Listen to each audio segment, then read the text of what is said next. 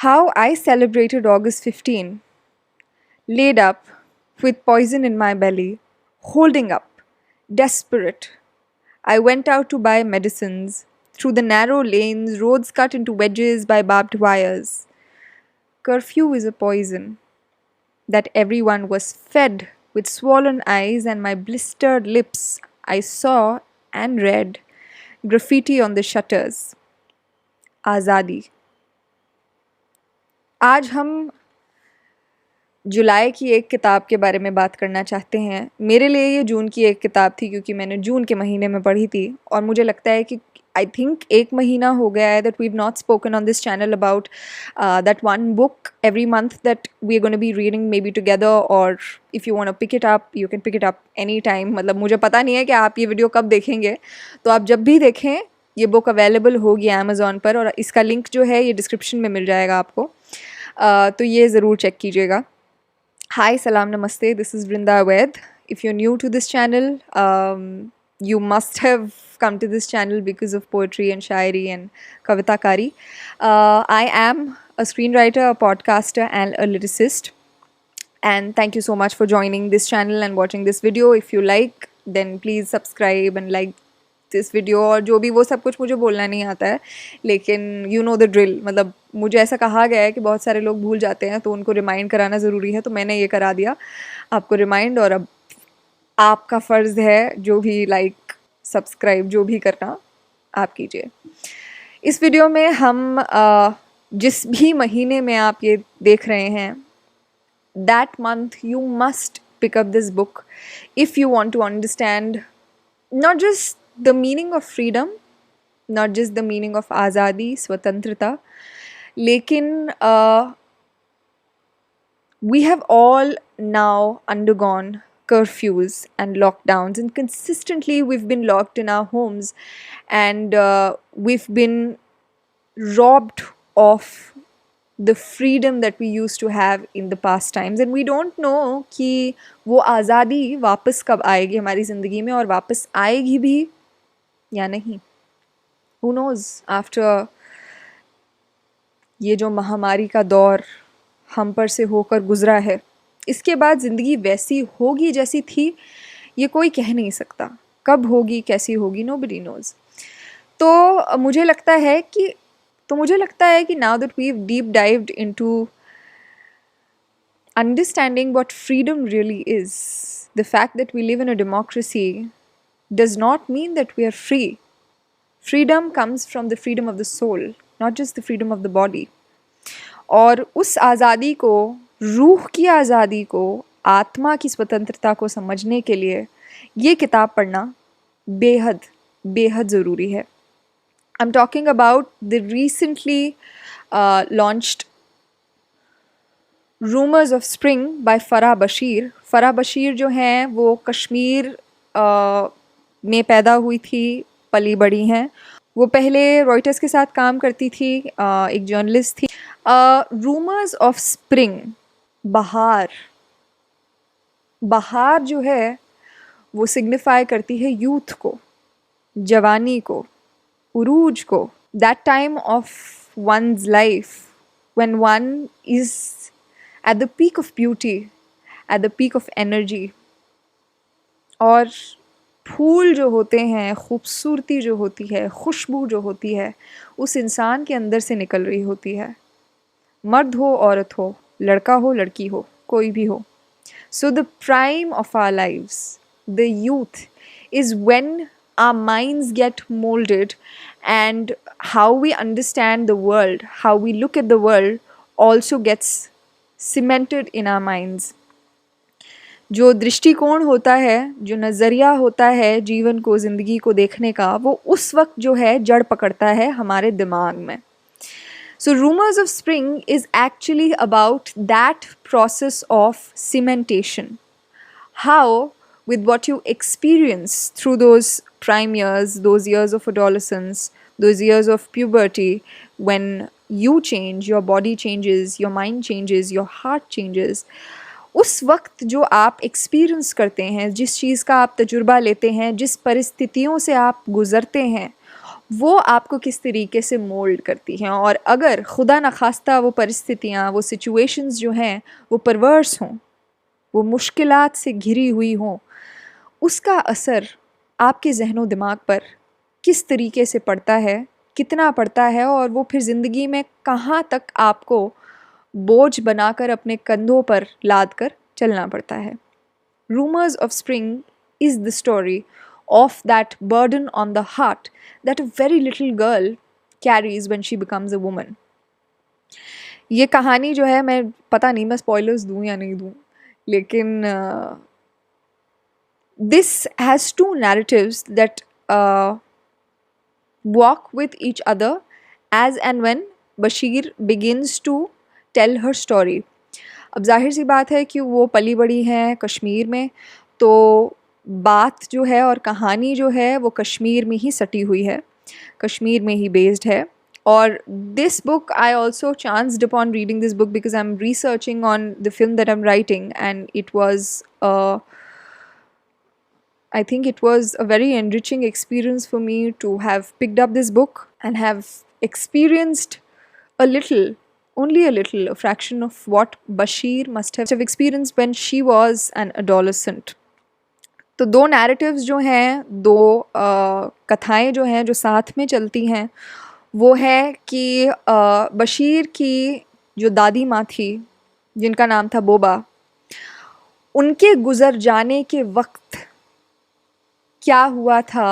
और एक ऐसी ज़मीन की हम बात कर रहे हैं, we are talking about someone dying on a land where death, murder, attack, bombing, बारूद, ये सब चीज़ें बहुत आम हैं, ये रोज़मर्रा की चीज़ें हैं। कर्फ्यू, लॉकडाउन, क्रैकडाउन, ये सब उनकी डिक्शनरी में जो हैं छुटपन से, बचपन से ही ये सारे शब्द डल जाते हैं, और फिर ये कहाँ तक उनके साथ जाते हैं ये उनको भी नहीं पता चलता।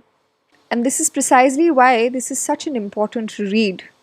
It's important to read Rumors of Spring because we as privileged people living in metropolitan cities, शहरी आवाम को ये जानना बहुत ज़रूरी है कि कश्मीर, जिसके बारे में हम अपने दिमाग में अलग अलग रेखाएं खींच के रखते हैं, अलग अलग पॉलिटिकल मैप्स बनाकर रखते हैं, क्योंकि वो पॉलिटिकल मैप्स हमें फीड इन कर दिए गए हैं अनफॉर्चुनेटली, और जो हमें फीड इन कर दिया जाता है that constitutes our etymology, that constitutes every cell in our body.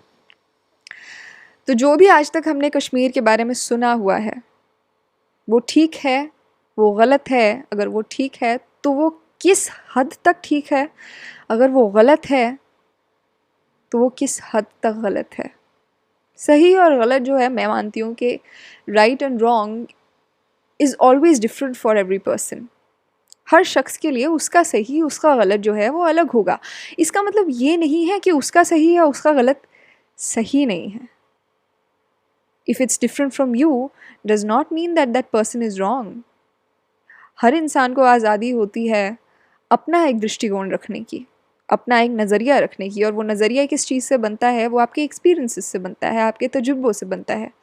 और जो फ़रा बशीर के तजुर्बे हैं, उन्हें पढ़कर you will definitely be revisiting your years of childhood and adolescence, and if you are a girl or a woman, you will definitely know the time when you got your first period, the time when you started menstruating, those months in the initial stages of you getting your monthly course, how you spent those days and nights with all that pain in your body, yet living in a free house, living in a free city.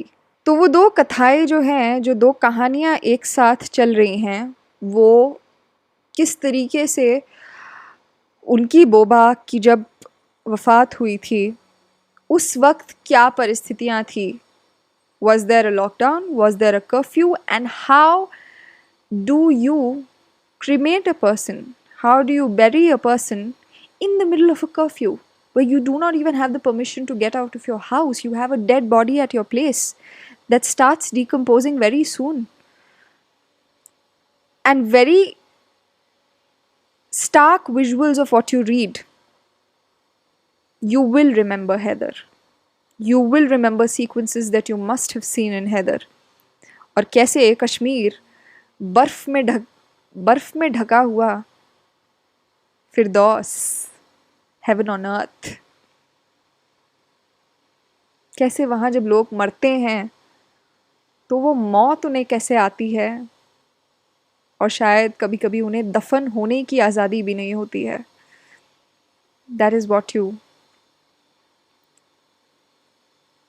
will think of after reading this and many such books. Curfewed Nights by Basharat Peer is another book that I will recommend, and I will give the description and I will give the link of that too in the description. वो भी आप पढ़ सकते हैं.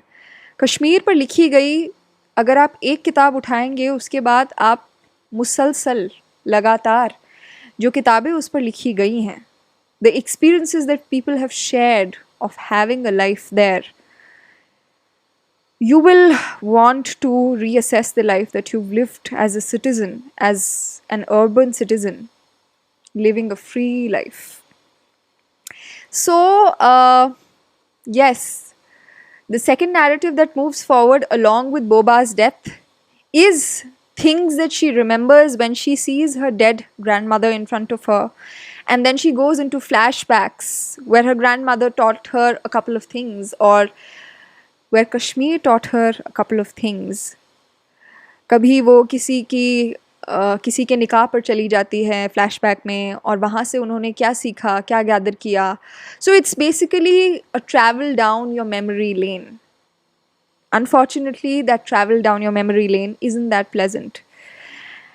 And that is exactly what it makes this book a very, very important read. और इसमें से आप देख सकते हैं कि मैंने बहुत सारे तो खैर नहीं हैं, मगर क्लिप नोट्स तो हैं जो कि हमेशा होते हैं मेरी किताबों में. तो मैं चाहूँगी कि मैं एक एक्सर्प्ट जो है इससे ज़रूर पढ़कर सुनाऊँ. शुरुआत में मैंने आपको एक एक्सर्प्ट पढ़कर सुनाया. तो इसमें एक चैप्टर है जिसका नाम है the country with a burnt post office, which is of course a word play on the country without a post office by Agha Shahid Ali. उसमें आखिर में बात की गई है कि किस तरीके से डेथ एंड डिजीज़ देख कर वहाँ लोगों की साइकोलॉजिकल कंडीशन कितनी बुरी हो चुकी है. और यहाँ पर वो डॉक्टर्स की बात करती हैं और किस तरीके से डॉक्टर्स साइकोलॉजिकल कंडीशंस को डायग्नोस करते हैं, वहाँ के लोगों की साइकोलॉजिकल कंडीशंस को. So this is a very small section from the last paragraph of this chapter. In 1993, just before I turned 17, I showed symptoms of heightened anxiety. I'd get palpitations, sleeplessness, and was inexplicably restless. I often contemplated various means by which to commit suicide. For weeks, I wouldn't speak more than a few words a day. I preferred to stay inside a dimly lit room during the day. I detested sunlight. Anything that the sun touched seemed torched to me. If a ray managed to pass through the thick curtains that remained drawn throughout the day, it felt like it was going to consume the whole room, including me. Doctors diagnosed the condition as post-traumatic stress disorder, or PTSD, like they did for everyone else. Mir, a friend of mine, once joked that the acronym's expansion needed a revision in Kashmir. It should have stood for not post-traumatic stress disorder, but perennially traumatic stress disorder, he said. क्योंकि ये हमेशा से चलती हुई एक कहानी है और ये कभी ना ख़त्म होने वाली एक कहानी है. क्यों है? इस पर थोड़ी तो रिसर्च और थोड़े तो ख्याल हमें भी डालने चाहिए. It is after all a part of us, only a different part of us. और हमारे हाथ, पाँव, आँख, मुँह अलग हैं, आकार सबके अलग हैं, लेकिन है तो हमारे जिस्म का हिस्सा हैं और बहुत बेशकीमती हैं हमारे लिए. So this is definitely a book that I would recommend for you to read in July or whenever you see this video. This was जुलाई की एक किताब। जाते जाते मैं ये ज़रूर कहना चाहूँगी कि इसके अलावा अगर आप ज़िंदगी में थोड़ी शांति की तलाश में हैं तो आप मेरा पॉडकास्ट सुन सकते हैं जिसका नाम है सुखन। It is available on all audio platforms. You just do a simple Google search called Sukhan by Vrinda and you'll find it everywhere. जो भी ऐप आप यूज़ करते हैं, लिंक आपको नीचे हर चीज़ का मिल जाएगा। और पिछले महीने की किताबों का लिंक भी आपको नीचे मिल जाएगा जिनकी वीडियोस आप देख सकते हैं। मैं इन वीडियोस को रिव्यू वीडियोस कहकर इन्हें डेप्रिशिएट नहीं करना चाहूँगी, क्योंकि मैं जब तसल्ली से बैठकर आप लोगों से बात करती हूँ, जो कि अमूमन नहीं होता है, मैं बहुत सिलेक्टिवली बैठकर आपसे बात करती हूँ, तो मैं इस एक मकसद से ही आप लोगों से बात करती हूँ कि मैं आपकी ज़िंदगी में कुछ ऐसी वैल्यू ऐड कर सकूँ जो कि बहुत कम लोग ज़िंदगियों में आज की डेट में कर रहे हैं, एटलीस्ट मेरी जनरेशन के।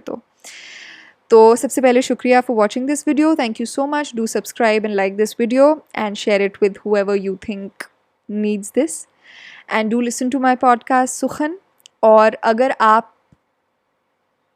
आपको ये वीडियो और मेरा काम पसंद आता है तो आप मुझसे इंस्टाग्राम पर जुड़ सकते हैं, उसका लिंक भी आपको नीचे मिल जाएगा। It is @Vrinda Hayat Vaid. And the most important thing, if you want to help me sustain my work and this channel, please do become a member of my Patreon account. I have 3 different membership plans on my Patreon. Please look at them. The link is there in the bio and do become a member. Thank you so much. I'll see you the next time. Shukriya.